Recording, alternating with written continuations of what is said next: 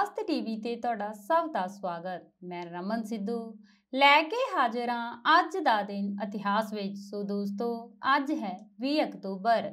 ਅੱਜ ਤੁਹਾਡੇ ਸਾਹਮਣੇ ਪੇਸ਼ ਕਰਨ ਜਾ ਰਹੇ ਹਾਂ 20 ਅਕਤੂਬਰ ਨਾਲ ਜੁੜੀਆਂ ਘਟਨਾਵਾਂ ਬਾਰੇ, ਜਿਨ੍ਹਾਂ ਦਾ ਸੰਬੰਧ ਪੰਜਾਬ ਸਿੱਖ ਤਵਾਰੀਖ ਤੇ ਦੇਸ਼ ਦੁਨੀਆ ਨਾਲ ਜੁੜਿਆ ਹੋਇਆ ਹੈ। ਸੋ ਸਭ ਤੋਂ ਪਹਿਲਾਂ ਜ਼ਿਕਰ ਹੈ ਸਾਲ 1920 ਨੂੰ ਸਿੱਖ ਲੀਗ ਦਾ ਦੂਜਾ ਇਜਲਾਸ ਲਾਹੌਰ ਵਿੱਚ ਹੋਇਆ।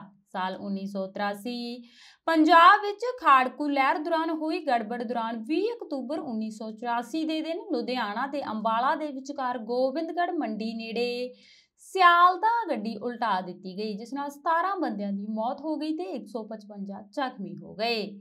ਸਾਲ 1999 ਜੂਨ 1984 ਵਿੱਚ ਦਰਬਾਰ ਸਾਹਿਬ ਉੱਤੇ ਹਮਲਾ ਕਰਨ ਵਾਲੀ ਭਾਰਤੀ ਫੌਜ ਦੇ ਮੁਖੀ ਜਨਰਲ ਵੈਦਿਆ ਨੂੰ ਕਤਲ ਕਰਨ ਦੇ ਦੋਸ਼ ਵਿੱਚ ਪੂਨਾ ਦੀ ਅਦਾਲਤ ਨੇ ਹਰਜਿੰਦਰ ਸਿੰਘ ਜਿੰਦਾ ਤੇ ਸੁਖਦੇਵ ਸਿੰਘ ਸੁੱਖਾ ਨੂੰ ਫਾਂਸੀ ਦੀ ਸਜ਼ਾ ਸੁਣਾਈ।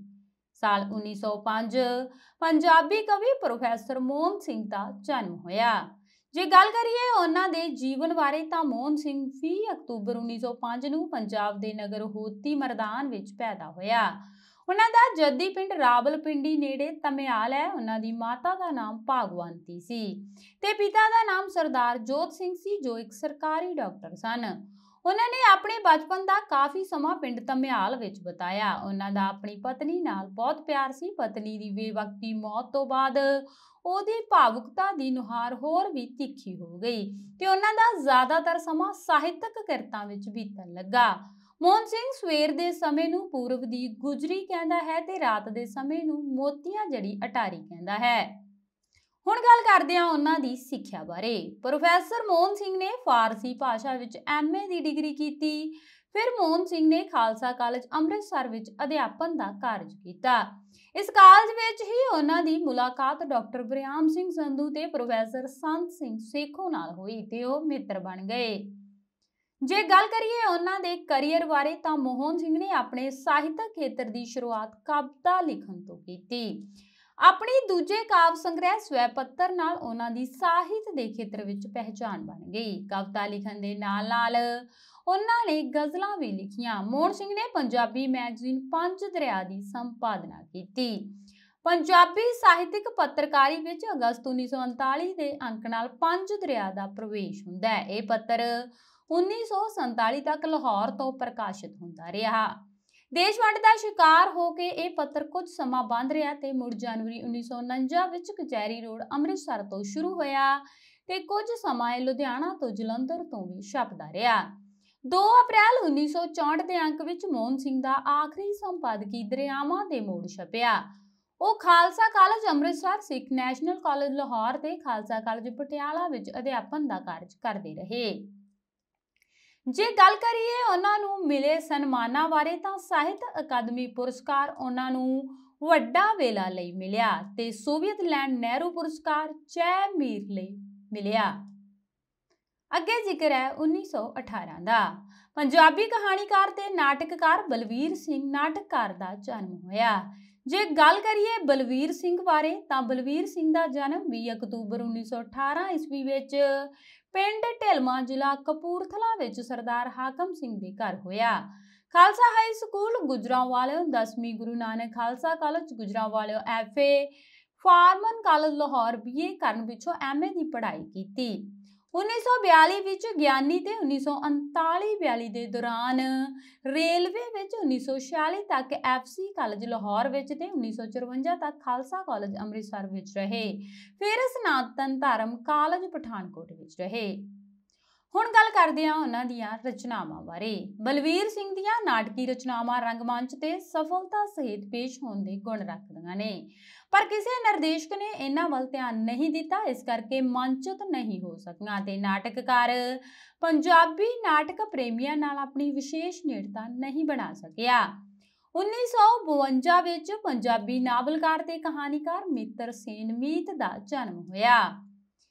ਜੇ ਗੱਲ ਕਰੀਏ ਮਿੱਤਰ ਸੇਨ ਮੀਤ ਦੀ ਤਾਂ ਉਹਨਾਂ ਦਾ ਜਨਮ 20 ਅਕਤੂਬਰ 1952 ਨੂੰ ਹੋਇਆ। ਮਿੱਤਰ ਸੇਨ ਗੋਇਲ ਉਹਨਾਂ ਦਾ ਅਸਲੀ ਨਾਮ ਹੈ। ਉਹ ਪੰਜਾਬੀ ਨਾਵਲਕਾਰ ਤੇ ਕਹਾਣੀਕਾਰ ਨੇ। ਨਾਵਲ ਸੁਧਾਰਕਾਰ ਤੇ ਉਸ ਨੂੰ ਸਾਹਿਤ ਅਕਾਦਮੀ ਪੁਰਸਕਾਰ ਮਿਲ ਚੁੱਕਾ ਹੈ। ਮਿੱਤਰ ਸੇਨ ਮੀਤ ਪੇਸ਼ੇ ਵਜੋਂ ਸਰਕਾਰੀ ਵਕੀਲ ਹੈ। ਹੁਣ ਗੱਲ ਕਰਦੇ ਹਾਂ ਉਹਨਾਂ ਦੇ ਜੀਵਨ ਬਾਰੇ। ਮਿੱਤਰਸੇਨ ਮੀਤ ਦਾ ਜਨਮ 20 ਅਕਤੂਬਰ 1952 ਨੂੰ ਇੱਕ ਆਮ ਮੁਲਾਜ਼ਮ ਪਰਿਵਾਰ ਵਿੱਚ ਬਰਨਾਲੇ ਜ਼ਿਲ੍ਹੇ ਦੇ ਪਿੰਡ ਭੋਤਨਾ ਵਿੱਚ ਹੋਇਆ।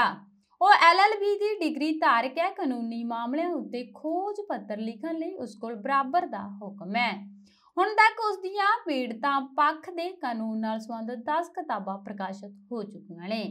2 ਅੰਗਰੇਜ਼ੀ ਵਿੱਚ ਤੇ 8 ਪੰਜਾਬੀ ਵਿੱਚ ਨੇ। ਉਸ ਦੀਆਂ ਕਾਨੂੰਨ ਦੀਆਂ ਕਿਤਾਬਾਂ ਦੀ ਆਮ ਲੋਕਾਂ ਦੁਆਰਾ ਵੀ ਬਹੁਤ ਪ੍ਰਸ਼ੰਸਾ ਕੀਤੀ ਜਾ ਰਹੀ ਹੈ, ਕਿਉਂਕਿ ਇਹ ਉਹਨਾਂ ਨੂੰ ਉਹਨਾਂ ਦੀ ਸਧਾਰਨ ਮਾਂ ਬੋਲੀ ਵਿੱਚ ਮਹੱਤਵਪੂਰਨ ਕਾਨੂੰਨੀ ਗਿਆਨ ਪ੍ਰਦਾਨ ਕਰਦਾ ਹੈ। ਜੇ ਗੱਲ ਕਰੀਏ ਉਹਨਾਂ ਦੀ ਵਿਦਿਆ ਬਾਰੇ ਤਾਂ ਉਸਦੇ ਪਿਤਾ ਜੀ ਪਟਵਾਰੀ ਸਨ, ਜਿਨ੍ਹਾਂ ਦੀ ਬਦਲੀ ਇੱਕ ਥਾਂ ਤੋਂ ਦੂਜੀ ਥਾਂ ਹੁੰਦੀ ਰਹਿੰਦੀ ਸੀ ਤੇ ਪਰਿਵਾਰ ਵੀ ਉਹਨਾਂ ਦੇ ਨਾਲ ਰਹਿੰਦਾ। 1952 ਵਿੱਚ ਉਹ ਬਰਨਾਲੇ ਜ਼ਿਲ੍ਹੇ ਦੇ ਪਿੰਡ ਭੋਤਨਾ ਲੱਗੇ ਹੋਏ ਸਨ।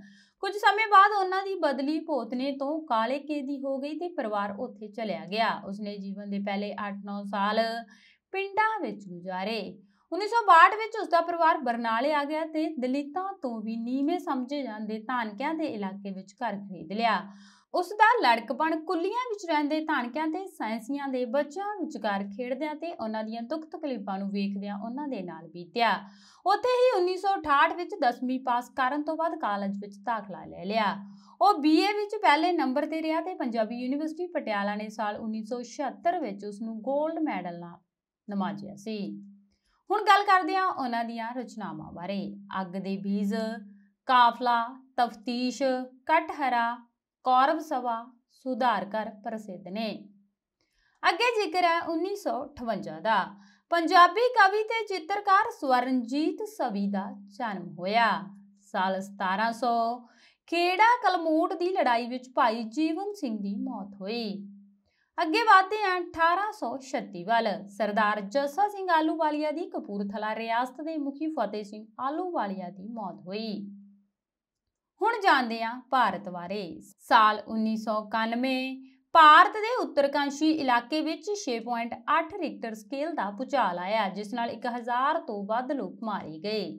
ਸਾਲ 1879 ਭਾਰਤ ਦੀ ਗਦਰ ਪਾਰਟੀ ਦਾ ਗਦਰੀ ਹਰੀ ਸਿੰਘ ਉਸਮਾਨ ਦਾ ਜਨਮ ਹੋਇਆ।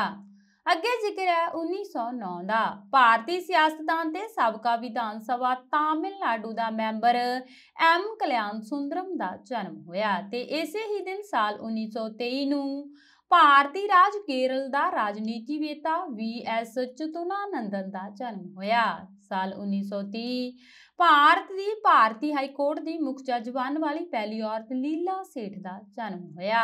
ਸਾਲ 1963 ਭਾਰਤ ਦਾ ਪੂਰਵ ਕ੍ਰਿਕਟ ਖਿਡਾਰੀ ਸਿਆਸਤਦਾਨ ਨਵਜੋਤ ਸਿੰਘ ਸਿੱਧੂ ਦਾ ਜਨਮ ਹੋਇਆ। ਅੱਗੇ ਜ਼ਿਕਰ ਹੈ 1978 ਦਾ। ਭਾਰਤੀ ਕ੍ਰਿਕਟ ਖਿਡਾਰੀ ਵਰਿੰਦਰ ਸਹਿਵਾਗ ਦਾ ਜਨਮ ਹੋਇਆ।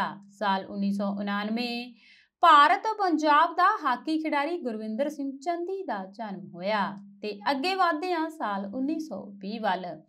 ਪੱਛਮੀ ਬੰਗਾਲ ਦੇ ਮੁੱਖ ਮੰਤਰੀ ਵਕੀਲ ਰਾਜਨੇਤਾ ਸਿਧਾਰਥ ਸ਼ੰਕਰ ਰੇ ਦਾ ਜਨਮ ਹੋਇਆ।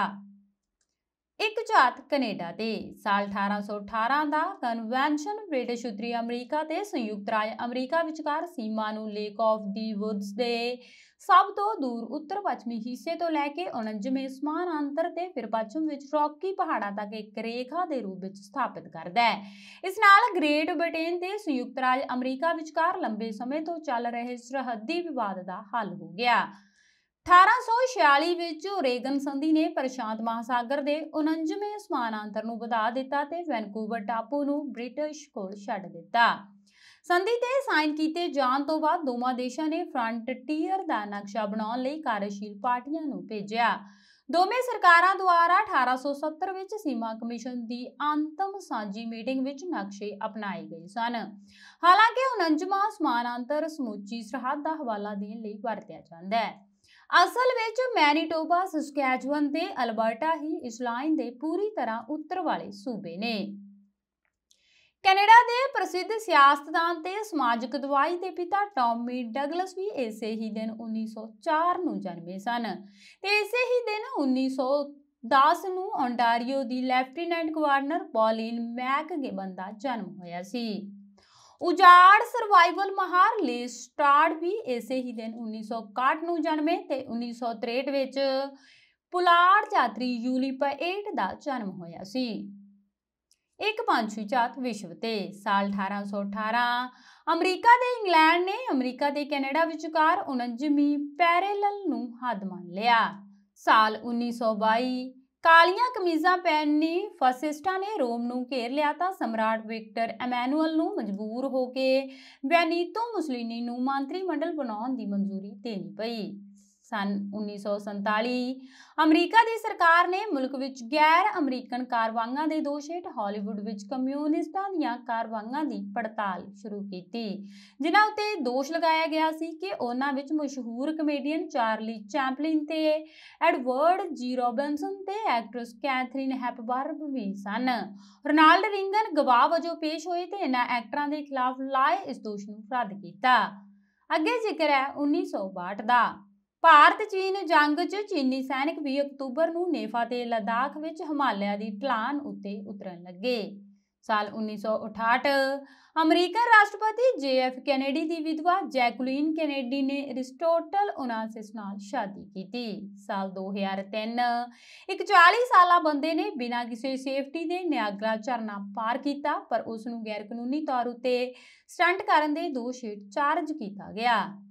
ਸਾਲ 1854 ਫਰਾਂਸੀਸੀ ਕਵੀ ਆਰਥਰ ਰਿੰਬੋ ਦਾ ਜਨਮ ਹੋਇਆ। ਅੱਗੇ ਜ਼ਿਕਰ ਹੈ 1907 ਦਾ।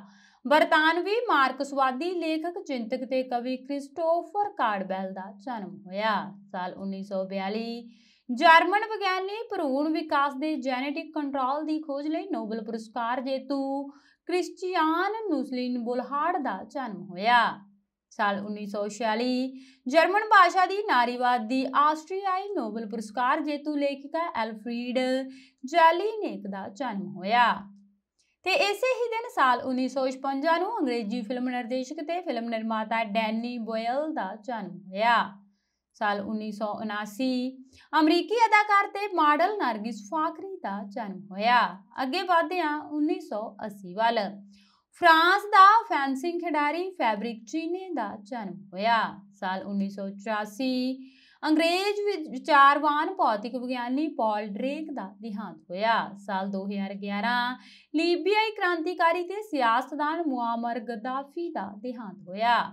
ਸੋ ਇਹ ਸਨ ਅੱਜ 20 ਅਕਤੂਬਰ ਨਾਲ ਸੰਬੰਧਿਤ ਪੰਜਾਬ, ਸਿੱਖ ਤਵਾਰੀਖ ਤੇ ਦੇਸ਼ ਦੁਨੀਆ ਨਾਲ ਜੁੜੀਆਂ ਘਟਨਾਵਾਂ, ਜਿਨ੍ਹਾਂ ਦੀ ਸਾਂਝ ਤੁਹਾਡੇ ਨਾਲ ਪਾਈ ਗਈ ਹੈ। ਮਿਲਦੇ ਹਾਂ 21 ਅਕਤੂਬਰ ਦੇ ਇਤਿਹਾਸ ਨਾਲ। ਮੈਨੂੰ ਰਮਨ ਸਿੱਧੂ ਨੂੰ ਦਿਓ ਇਜਾਜ਼ਤ। ਸਤਿ ਸ਼੍ਰੀ ਅਕਾਲ।